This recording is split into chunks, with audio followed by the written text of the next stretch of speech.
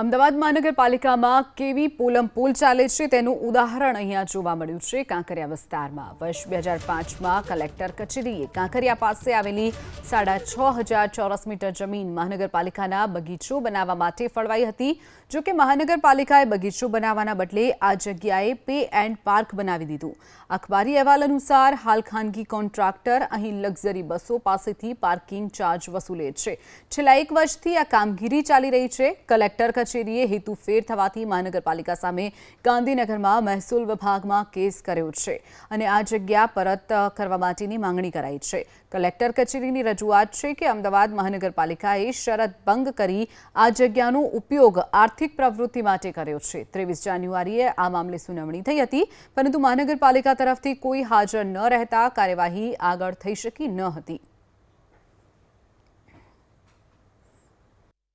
અમદાવાદના Kankaria lake front જેનો gate number 4 છે તેમાં કલેક્ટરે ખાસ કરીને મ્યુનિસિપલ કોર્પોરેશનને ગાર્ડન બનાવવા માટે આ જગ્યા આપી હતી. સરકારી ચોપડે આ જગ્યા ઉપર ગાર્ડન બનવાનું હતું, પરંતુ અહીંયા આગળ મ્યુનિસિપલ કોર્પોરેશને કોન્ટ્રાક્ટરને આપીને પેડ પાર્કિંગની કમાણી છે તે કરવામાં આવી રહી છે. કાંકરિયા પાસે આ 6,526 ચોરસ મીટરનો જે પ્લોટનો હેતુફેર કરવામાં આવ્યો છે અને કલેક્ટર કચેરીએ મહેસૂલ વિભાગમાં પણ તેનો કેસ કરવામાં આવ્યો હતો, પરંતુ 2012માં કેન્દ્રને મોકલેલા જે પ્લાનમાં પણ આ પાર્કિંગની જગ્યા બતાવવામાં આવી હતી. જોકે હજારોની સંખ્યામાં જ્યારે મુલાકાતીઓ હોય છે તે કાંકરિયાની મુલાકાતે આવતા હોય છે ત્યારે અનેક વખત રજૂઆતો પણ કરવામાં આવી હતી કે મુલાકાતીઓ પોતાનું વાહન ક્યાં પાર્ક કરે તેના માટેની આ જે જગ્યા છે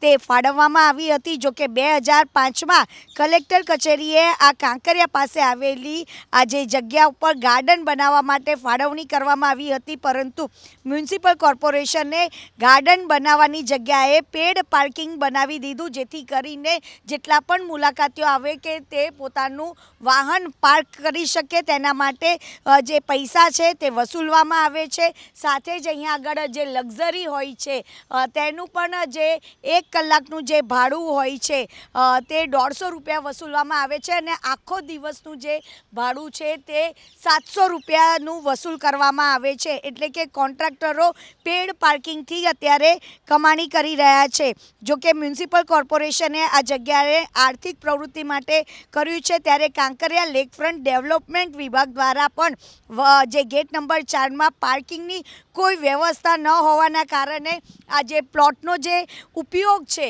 તે અહીંયા આગળ પાર્કિંગ તરીકે કરવામાં આવી રહ્યો છે. કેમેરામેન કરણ પ્રજાપતિ સાથે રાજલ બારોટ, ABP અસ્મિતા, અમદાવાદ.